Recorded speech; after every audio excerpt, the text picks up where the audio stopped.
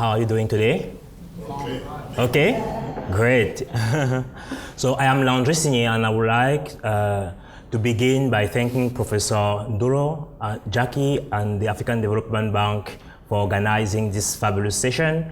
I would also like to thank all of you for being here and for your great presentations. Contrary to some of my colleagues in the panel, my presentation will be more theoretical and qualitative. I'm exploring the evolution of the new Partnership for Africa Development, the NEPAD. And the presentation will be organized around 3 to 4 main points. I will briefly present the context and then a theoretical framework. So before presenting the context related to the NEPAD, I would like to highlight one thing. We usually think about good and bad policies when discussing about Africa.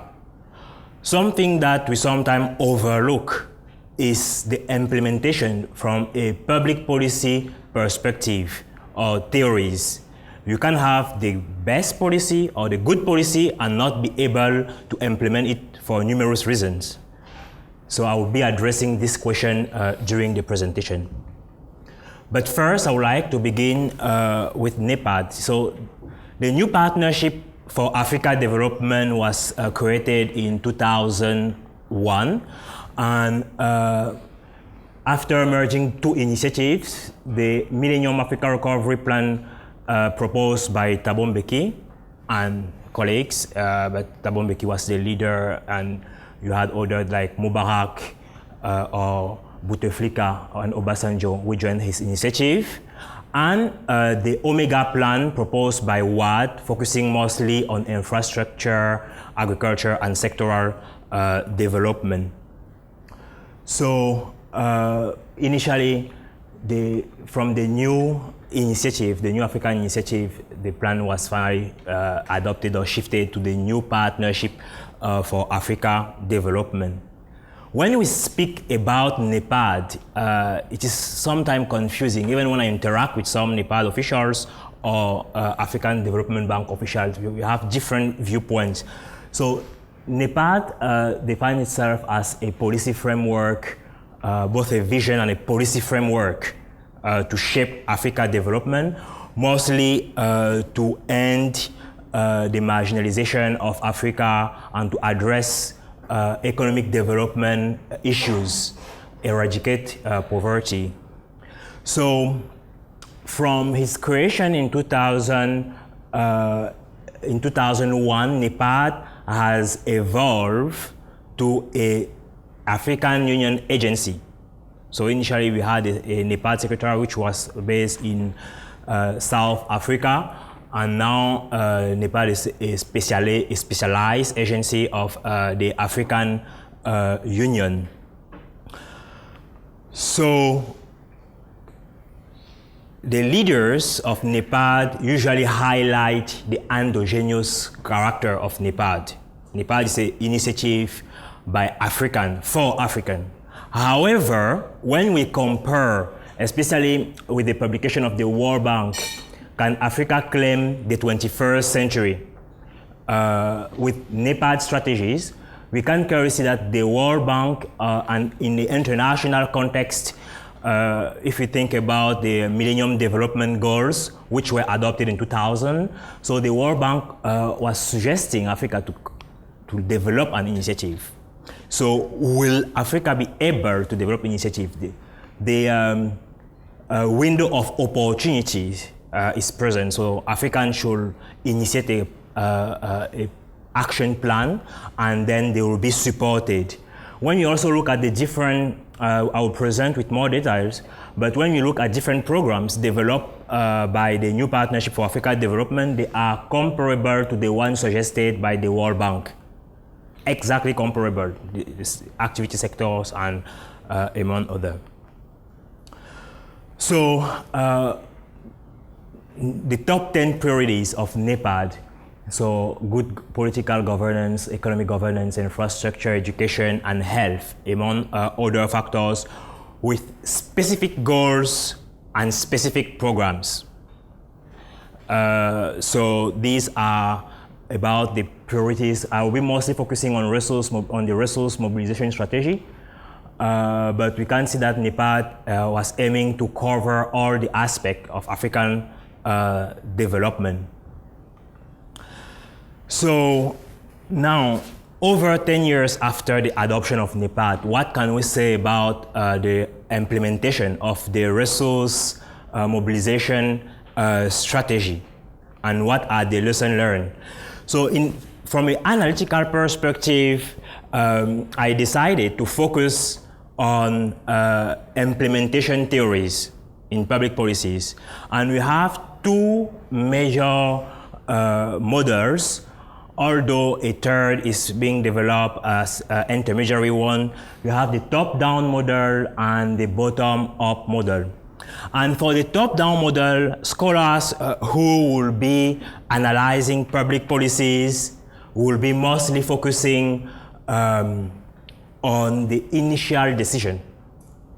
So they will start by the goals of NEPAD. Was NEPAD able to implement its goal as stated in the original document or public policy? So common recommendation will be to have clear policy goal, to minimize the number of actors, and to place the implementation under the responsibility of an agency, so which will be fully able to control and to ensure its success. So, but this perspective is also limited because of the neglect of prior political aspects, including the context and the coalitions. So it is mostly what I would call administrative implementation.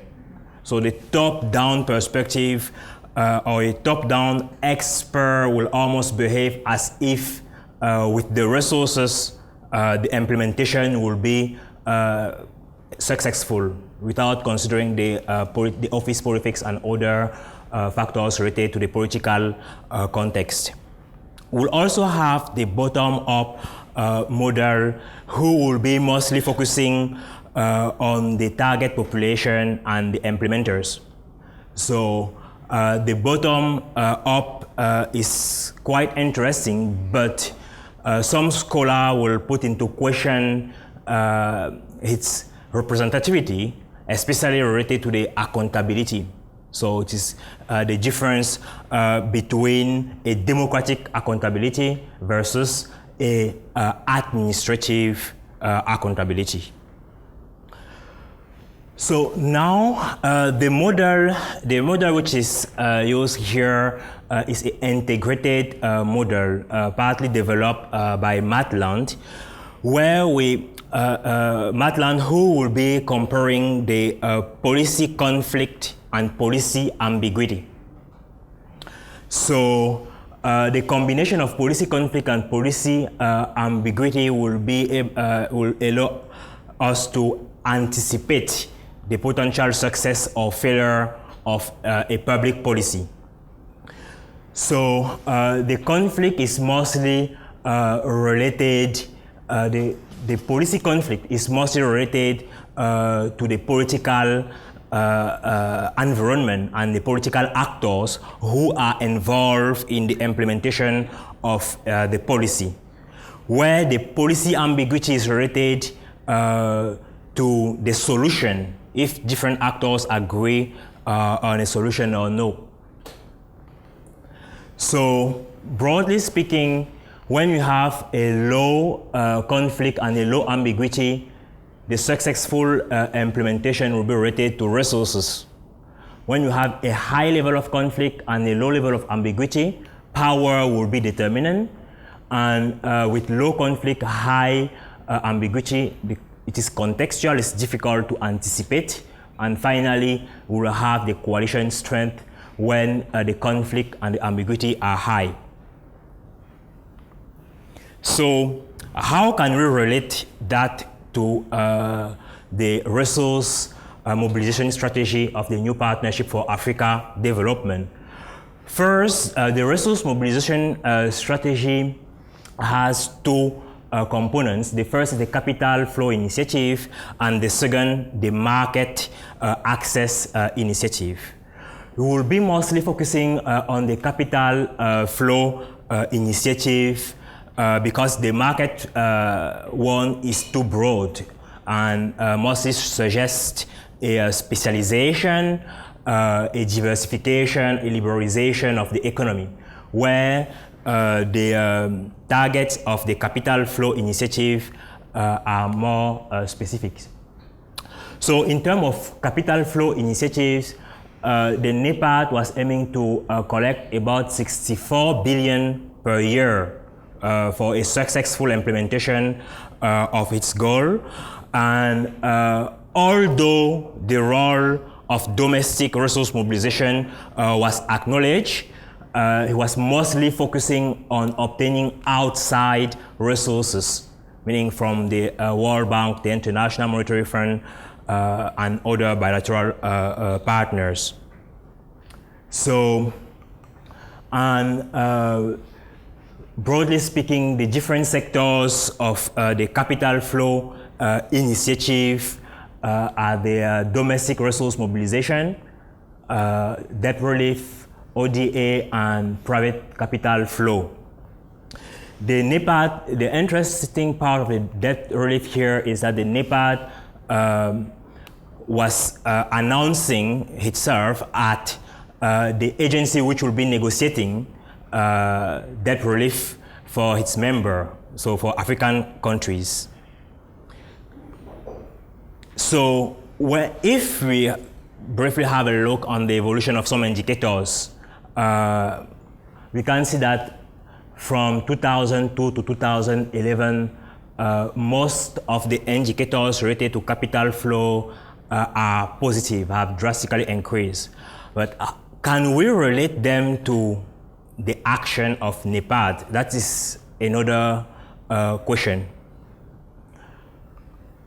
So in order to be to answer to that question, I think I focus on a case study.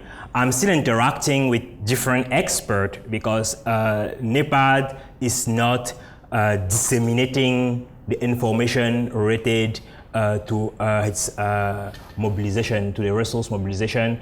We have some for different projects, but most of these projects are initiated or are developed in partnership with other bilateral and multilateral institutions. So by looking at the NEPAD short-term action plan aiming to develop infrastructure in Africa, we can see that from 2002 to 2011, about 120 projects were developed or formulated. However, only 16 projects are being successfully implemented out of all these projects. So using a sector allows us to understand that the general evolution of these indicators are not necessarily linked to the action of NEPAD, because NEPAD is not able to collect enough resources to implement its own project. 7.30 billion were the estimated fund necessary for a successful implementation, and NEPAD failed to collect this fund. So if we compare then the resource mobilization strategy of NEPAD with different other sectors using the implementation framework, we can see that for the resource mobilization strategy, we have a high level of conflict and a high ambiguity. So we have a high level of conflict because different multilateral partners do not necessarily agree on the resources to be disbursed for the implementation on NEPAD. And if we compare that resource with the other projects, where we have low conflict and low ambiguity, resources are not available for a successful implementation. For example, when we speak about infrastructures, education, health, agriculture, energy, or technology, most scholars and policy leaders agree on the policy to be implemented. However, they don't have resources to implement them. In terms of political governance and economic governance, we have a high level of conflict because numerous African countries are still authoritarian or want to control geopolitical and economic development, which partly explain the lack of ownership that we have with NEPAD. And the level where we have a low conflict but a high ambiguity is the implementation of NEPAD at national levels. Numerous governments will not even mention NEPAD in their policies.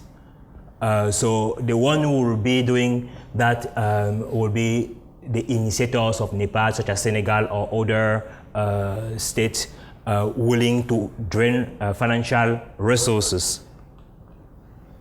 So, as NEPAD failed to mobilize enough resources, external financial resources, the current strategy is to shift toward domestic resource mobilization, which will also be extremely complex.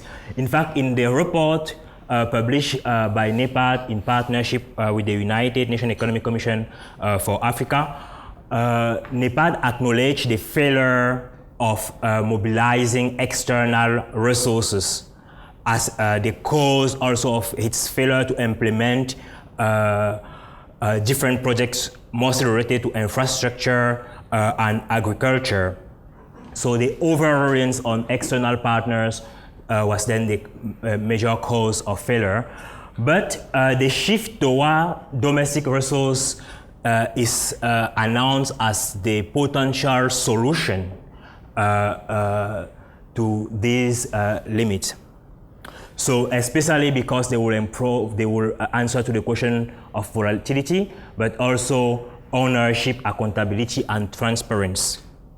So the major limit of the new Partnership for Africa Development is the ability to clearly shape the behavior of national actors. So I will agree with my colleague from the World Bank that states remain the major actors in formulating and implementing public policies related to development. So rather than to simply conceive the best policy, I think the international institutions and other actors should rather think on how to shape the domestic institutions in order to reach these specific goals.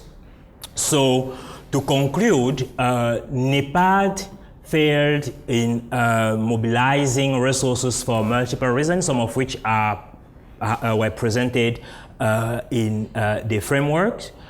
But mostly we will have the overly ambitious objectives, the limited involvement of national partners.